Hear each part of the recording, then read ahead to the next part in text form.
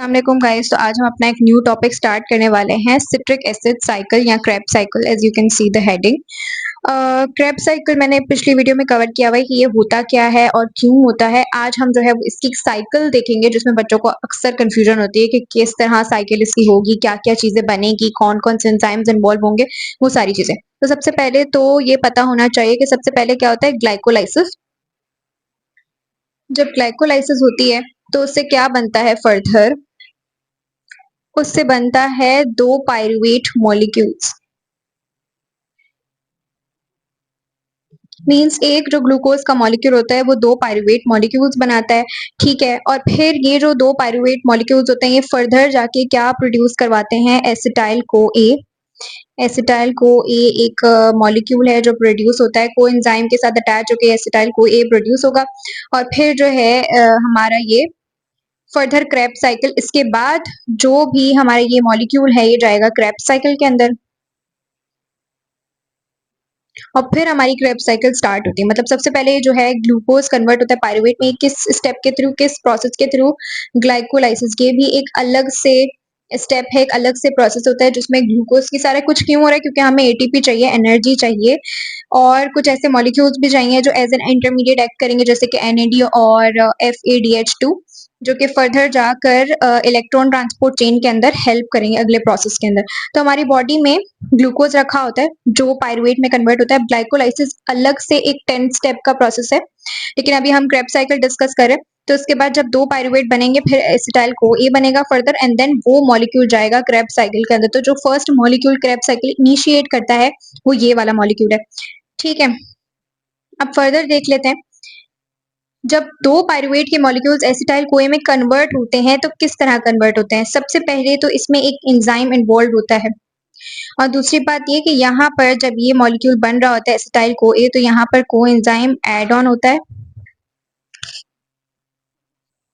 और इसके साथ क्या प्रोड्यूस हो रहा होता है कि जैसे हम NADH इस स्टेप से निकल रहा होता है, उसके बाद मतलब हम अगर NAD देंगे तो हमारे पास ये भी एक कोएंजाइम है, NADH मिलेगा। ये भी आगे जाके हमें एनर्जी प्रोवाइड कर सकता है, वो सारी कैलकुलेशन वगैरह भी हम डिस्कस करेंगे। तो जब हम NAD देंगे तो ये NADH के अंदर कन्वर्ट हो जाएगा, ठीक है।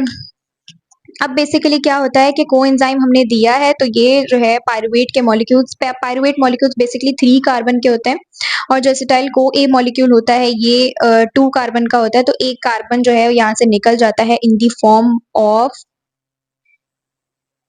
Carbon dioxide.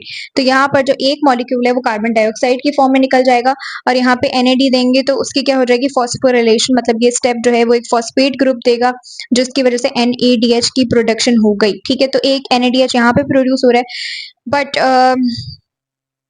यहाँ पर मैंने ग्लाइकोलाइसिस लिख दिया है, दिस इज ग्लूकोज, ठीक है। ग्लूकोज की कन्वर्जन हो रही होती है।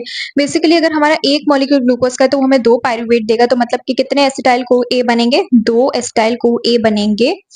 और फिर वो जो दो एसिटाइल को ए हैं वो अलग अलग दो साइकिल्स रन करेंगे क्रेब्स साइकिल की, ठीक है। इसकी काफी डिटेलिंग है, इसके अंदर कुछ एंजाइम्स आ जाते हैं जो इस स्टेप को करवाते हैं, बट वो हम नेक्स्ट वीडियो में डिस्कस करेंगे क्योंकि ये काफी लंबी हो जाएगी, हमें क्रेब्स साइकिल डिस्कस करना है।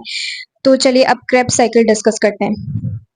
बेसिकली क्रेब्स साइकिल स्टार्ट होती है विद द एसिटाइल को ए। तो यहाँ पे हमारे पास दो एसिटाइल को ए के मॉलिक्यूल प्रोड्यूस हो गए, लेकिन अभी हम क्या करेंगे, एक एसिटाइल को ए की बात करेंगे क्योंकि उसने एक दफा साइकिल रन करनी है, एक एसिटाइल को ए ने। I hope you guys can see it.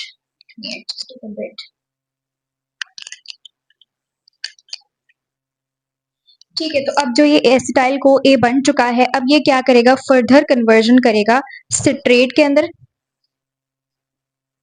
ठीक है। एसिटाइल को सिट्रेट में जाता है और सिट्रेट कैसे बनाता है कि यहाँ पर एक प्रोडक्ट होता है जिसे हम कहते हैं ऑक्सैलो एसिटेट। इस ऑक्सैलो एसिटेट के साथ ये रिएक्ट करता है और फिर हमारे पास सिट्रेट बनाता है और इसके लिए हमें क्या देना पड़ेगा, उसको वाटर देना पड़ेगा। और क्योंकि यहाँ पर आप देख सकते हो कि कोएंजाइम ए लगा हुआ है जिसने इस रिएक्शन को करवाया, कोएंजाइम सिर्फ जो है रिएक्शन करवाता है और फिर निकल जाता है। तो यहाँ पे क्या होगा, कोएंजाइम का रिमूवल हो जाएगा, ठीक है। और जो एंजाइम यहाँ पर इन्वॉल्व है इन दोनों को कंबाइन करके आगे सिट्रेट बनाने में, उसको हम कहते हैं, let me write it with other pen, उसको हम कहते हैं सिट्रेट। सिंथेटेज या सिंथेज भी कह सकते हैं। तो ये हो गया सिट्रेट सिंथेज जो यहाँ पर इन्वॉल्व था इस रिएक्शन को, इस स्टेप को करवाने में। हमने वाटर दिया और कोएंजाइम ए वाटर देने की वजह से जो है वो ब्रेक हुआ मॉलिक्यूल और निकल गया। अब यहाँ पर क्या हो रही है, सिट्रेट के बाद फर्दर कन्वर्जन होती है सिट्रेट की सिस एकोनिटेट एक मॉलिक्यूल होता है उसके अंदर कन्वर्जन होती है। ठीक है, सिस एकोनिटेट एक मॉलिक्यूल आ गया जिसके अंदर इसकी कन्वर्जन होगी और यहाँ पर जो एंजाइम इन्वॉल्व होगा सिस एकोनिटेट बनाने में उसे हम कहते हैं एकोनिटेज।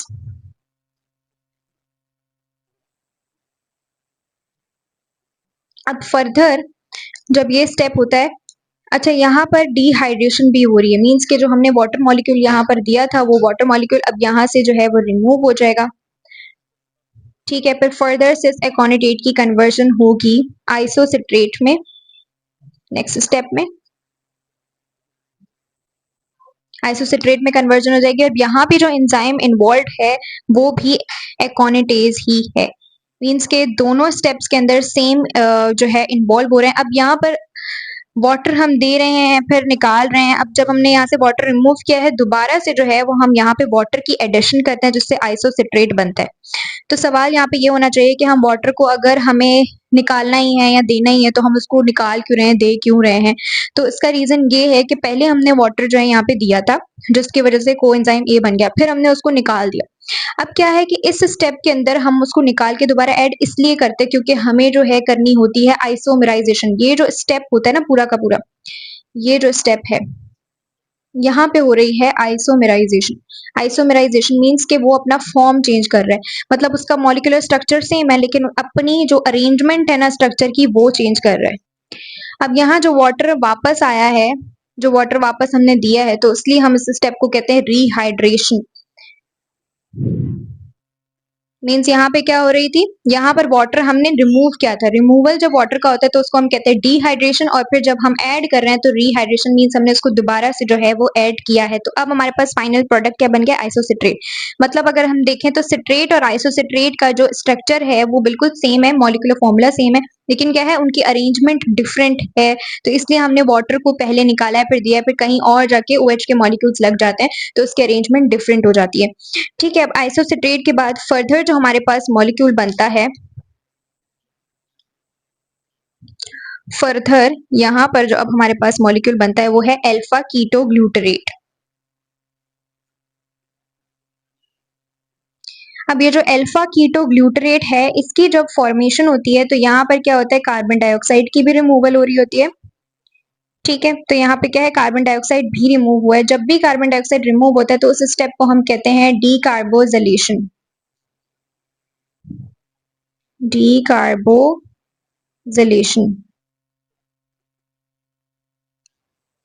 ठीक है, अब यहाँ पे क्या हो रहा है, डीकार्बोजिलेशन मींस के जो कार्बन डाइऑक्साइड मॉलिक्यूल है वो यहाँ पे निकल रहा है, रिमूव हो रहा है, तभी हम उस स्टेप को डीकार्बोजिलेशन करें और ये ऑक्सीडेटिव डीकार्बोजिलेशन है। पर इस स्टेप के अंदर जब आइसोसिट्रेट फॉर्म हो जाता है देन अल्फा कीटोग्लूटरेट बनता है, कार्बन डाइऑक्साइड तो रिमूव होता है, साथ में NAD का मॉलिक्यूल फॉस्फोराइलेशन करता है, मतलब कि फॉस्फेट ग्रुप आइसोसिट्रेट से निकलेगा, NAD उसको जो है अपने अंदर ले लेगा और NADH की फॉर्मेशन हो जाएगी। इस स्टेप को हम कहते हैं फॉस्फोराइलेशन क्योंकि कन्वर्जन हो रही है, फॉस्फेट ग्रुप ऐड होता है, जब भी फॉस्फेट ऐड होगा कहीं पर फॉस्फोराइलेशन होती है। ठीक है, तो NADH हमारे पास एक यहाँ पर फॉर्म हो गया है, एक कार्बन डाइऑक्साइड निकल चुका है और अब फाइनली हमारे पास बन गया अल्फा कीटोग्लूटरेट। और जो एंजाइम यहाँ पर इन्वॉल्व है आइसोसिट्रेट को अल्फा कीटोग्लूटरेट में कन्वर्ट करने के लिए उसे हम कहते हैं आइसोसिट्रेट डिहाइड्रोजनेज। ठीक है, उस एंजाइम को कहते हैं आइसोसिट्रेट डिहाइड्रोजनेज। अब नेक्स्ट स्टेप जो आफ्टर होगा अल्फा कीटोग्लूटरेट कन्वर्ट होता है नेक्स्ट प्रोडक्ट के अंदर जिसे हम कहते हैं सक्सिनाइल CoA। अब सक्सिनाइल CoA हमें नाम से ही पता चल रहा है कि कोएंजाइम A यहाँ पे दोबारा आ गया है। जो एक दफा कोएंजाइम हमने जब एसिटाइल CoA को बनाया था पायरुवेट में से तब हमने कोएंजाइम A दिया था, तो यहाँ पे भी सक्सिनाइल CoA को बनाने के लिए कोएंजाइम A दिया गया है। तो हम यहाँ पर क्या ऐड करते हैं, कोएंजाइम A ऐड करते हैं जो कि सक्सिनाइल CoA के अंदर कन्वर्ट हो जाता है। और उसके बाद फर्दर अब यहाँ पर अगर हम देखें तो यहाँ पे भी दोबारा जैसे यहाँ पे कार्बन डाइऑक्साइड रिमूव हुई थी, यहाँ पे भी डीकार्बोजाइलेशन होती है, मतलब कार्बन डाइऑक्साइड का रिमूवल होता है। और इसके अलावा कोएंजाइम A हमने दे दिया। और दूसरी बात यहाँ पे भी एक दोबारा से जो है NAD की कन्वर्जन हो रही होती है NADH के अंदर। मीन्स कि अगेन यहाँ पे क्या कौन सा स्टेप होगा, फॉस्फोराइलेशन जो यहाँ पे हो रहा था। तो ये दोनों स्टेप्स ऑलमोस्ट सिमिलर है, सिवाय एक जो है वो उसका डिफरेंस है कि यहाँ पे हम कोएंजाइम ए दे रहे हैं, तभी हमारे पास जो नेक्स्ट प्रोडक्ट बनता है वो होता है सक्सिनाइल को एंजाइम ए। अब जो यहाँ पर एंजाइम यूज हो रहा है इन दोनों को कन्वर्ट करने के लिए, मतलब अल्फा कीटोग्लूटरेट को कन्वर्ट करने के लिए सक्सिनाइल को ए के अंदर जो हमारे पास एंजाइम यहाँ पे यूज होता है, उस एंजाइम को हम कहते हैं सक्सिनेट थायोकाइनेज। डिफरेंट रेफरेंसेस के अंदर डिफरेंट नेम्स हैं, बट वो ऑलमोस्ट सेम होते हैं। तो यहाँ पर जो एंजाइम यूज हो रहा है वो है सक्सिनेट थायोकाइनेज। ठीक है, सक्सिनेट थायोकाइनेज क्या करता है कि सक्सिनाइल को ए की फॉर्मेशन करवाता है। अब सक्सिनाइल को ए जो है फर्दर, बल्कि सॉरी, यहाँ पर जो एंजाइम यूज हो रहा है ये वही एंजाइम यूज हो रहा है जो हमने पाइरुवेट को एसिटाइल कोए में जब कन्वर्ट किया था तो सेम एंजाइम प्रोड्यूस हुआ था। तो यहाँ पे जो एंजाइम प्रोड्यूस होता है वो है अल्फा कीटोग्लूटामेट डीहाइड्रोजनेज कॉम्प्लेक्स। ये वही है जो वहां पे यूज हुआ था जिसके 3 पार्ट्स है, मैंने बताया था E1, E2 और E3। जबकि जो ये वाला एंजाइम था ये हमारे नेक्स्ट स्टेप में यूज हो रहा है। तो हम यहाँ पे इसको लिख लेते हैं अल्फा कीटो ग्लूटामेट डीहाइड्रोजनेज, जो कि हमें नाम से पता चल रहा है कि अल्फा कीटो ग्लूटरेट जब इसको सक्सिनाइल कोई में कन्वर्ट करेगा तो ये कॉम्प्लेक्स यूज होगा। ये complex it's a group of enzymes, जिसमें बहुत सारे एंजाइम्स होते हैं E1, E2 और E3 जिसके डिफरेंट फंक्शंस होते हैं। एक क्या करेगा, कार्बन डाइऑक्साइड को रिमूव करवाएगा, एक जो है को एंजाइम ऐड करवाएगा, एक जो है NADH बनवाएगा। इस तरीके से इसके एंजाइम्स के फंक्शंस होते हैं। अब हम चलते हैं फर्दर, सक्सिनाइल को ए जो है फर्दर कन्वर्ट होता है एक और प्रोडक्ट के अंदर जिसे हम कहते हैं सक्सिनेट।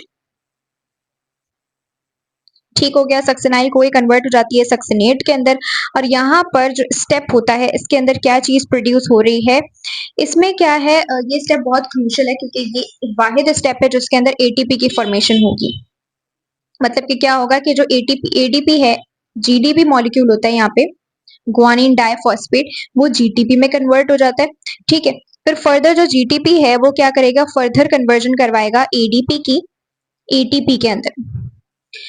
ठीक है, आई होप यू अंडरस्टैंड। इसमें क्या है, सक्सिनाइल को ए जब सक्सिनेट में कन्वर्ट हो रहा होता है तो एक एंजाइम की हेल्प से GDP ग्वानिन डाइफॉस्फेट कन्वर्ट होता है GTP के अंदर ट्राइफॉस्फेट में। मतलब यहाँ पे क्या होगा, फॉस्फेट ग्रुप ऐड होगा, अगेन फॉस्फोराइलेशन होगी।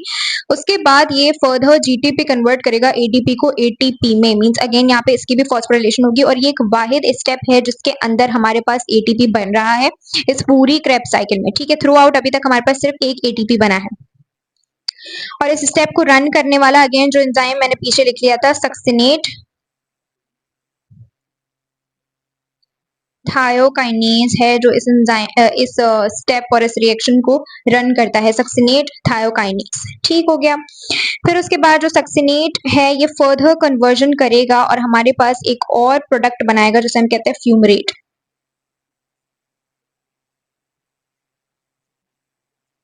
अब फ्यूमरेट भी एक अगेन वाहिद स्टेप है। जब आप इस तरह याद करोगे तो आपको याद हो जाएगा कि यहाँ पर कार्बन डाइऑक्साइड NADH की प्रोडक्शन कहाँ पे हो रही थी, ये इन दोनों स्टेप्स में हो रही थी। जब आइसोसिट्रेट अल्फा कीटोग्लूटरेट में कन्वर्ट हो रहा होता है, अल्फा कीटोग्लूटरेट सक्सिनाइल कोए में कन्वर्ट हो रहा होता है। और उसके बाद यहाँ पर सक्सिनाइल कोए जब सक्सिनेट में कन्वर्ट होगा तो ही सिर्फ ATP की फॉर्मेशन होगी। और उसके बाद सक्सिनेट फ्यूमरेट में कन्वर्ट होगा। और ये भी एक वाहिद स्टेप है जिसमें क्या है, FADH का जो मॉलिक्यूल है वो कन्वर्ट होता है FADH2 के अंदर। मींस FAD मॉलिक्यूल होता है वो FADH2 में कन्वर्ट होता है। मींस क्या होगा, यहाँ पे ऑक्सीडेशन होगी, लॉस ऑफ हाइड्रोजन, और हाइड्रोजन यहाँ पे ऐड हो जाएगा। तो यहाँ पे क्या प्रोड्यूस हो रहा है, FADH2। ठीक है, फ्यूमरेट। अब बेसिकली जो यहाँ पे एंजाइम इन्वॉल्व होता है जो सक्सिनेट को फ्यूमरेट के अंदर कन्वर्ट करता है उसको हम कहते हैं सक्सिनेट डीहाइड्रोजनेज। तो एंजाइम कौन सा है, सक्सिनेट डीहाइड्रोजनेज। अभी मैं ये सारे स्टेप्स जो हैं दोबारा से एक सिंपल वे में लिखवाऊंगी इसको प्रॉपरली, क्योंकि अभी बहुत मैसी हो गया है। अब फर्दर फ्यूमरेट जो है कन्वर्ट हो जाता है मेलेट के अंदर, जो हमारा एक सेकेंड लास्ट प्रोडक्ट है, या लास्ट, इसके बाद ऑक्जेलो एसीटेट बन जाएगा। ठीक हो गया। तो अब ये क्या है कि फ्यूमरेट कन्वर्ट हो गया है, सक्सिनेट कन्वर्ट हो गया फ्यूमरेट में, फ्यूमरेट कन्वर्ट हो गया है मेलेट के अंदर। और इसके अंदर जो एंजाइम इन्वॉल्व होता है जब मेलेट की फॉर्मेशन हो रही होती है उसे हम कहते हैं फ्यूमरेट के नाम पर ही है, फ्यूमरेज। ठीक हो गया। और फिर फर्दर मेलेट जो है कन्वर्ट होगा लास्ट में ऑक्सैलो एसीटेट के अंदर, और यहाँ पे भी एक NAD की कन्वर्जन होती है, ये कन्वर्ट होता है NADH में। जब यहाँ पे फॉस्फोरिलेशन होगी, फॉस्फेट ग्रुप ऐड होगा, तो ये एक और यहाँ पे NADH का मॉलिक्यूल बन गया। तो इन टोटल कितने NADH के मॉलिक्यूल बन गए अगर हम देखें, तो सबसे पहला जो NADH मॉलिक्यूल बना था वो यहाँ पे बना था जब आइसोसिट्रेट अल्फा कीटोग्लूटरेट बना रहा था। देन इसके बाद यहाँ पे भी एक NADH मॉलिक्यूल बन रहा है सक्सेनाइल कोए बनते हुए, और एक लास्ट स्टेप में यहीं से कंटिन्यू कर रही हूँ। ये वाला जो स्टेप है मैंने सारा रिकॉर्ड कर लिया था, बट कुछ इशू की वजह से वो रिकॉर्ड नहीं हुआ। तो एनीवे हम कहाँ पर थे कि जब फ्यूमरेट मेलेट के अंदर कन्वर्ट होता है तो फ्यूमरेज एंजाइम यूज होता है, ठीक है। उसके बाद मेलेट जो है ऑक्सैलो एसीटेट में कन्वर्ट होगा। जब ऑक्सैलो एसीटेट में कन्वर्ट होगा तो यहाँ पर क्या है, ये वाला एंजाइम यूज हो रहा है मेलेट डिहाइड्रोजनेज, और यहाँ पर जो एक और NADH की फॉर्मेशन होती है, जब NADH में कन्वर्ट होता है, फॉस्फेट ग्रुप यहाँ से रिमूव हो रहा होता है तो NADH फॉर्मेशन हो रही है। तो टोटल 3 NADH की फॉर्मेशन हो रही होती है। एक यहाँ पर बन रहा है, एक यहाँ पे बन रहा है अल्फा कीटोग्लूटरेट जब इसमें कन्वर्ट हो रहा है, और एक आइसोसिट्रेट जब इसमें कन्वर्ट हो रहा है तब NADH की फॉर्मेशन हो रही है। अब मैं साइकिल को थोड़ा सा ये रफली ड्रॉ किया है, तो थोड़ा सा प्रॉपर ऑर्गेनाइज्ड वे में आपको बता देती हूँ सम करके, ताकि थोड़ा प्रॉपरली समझ आ जाए।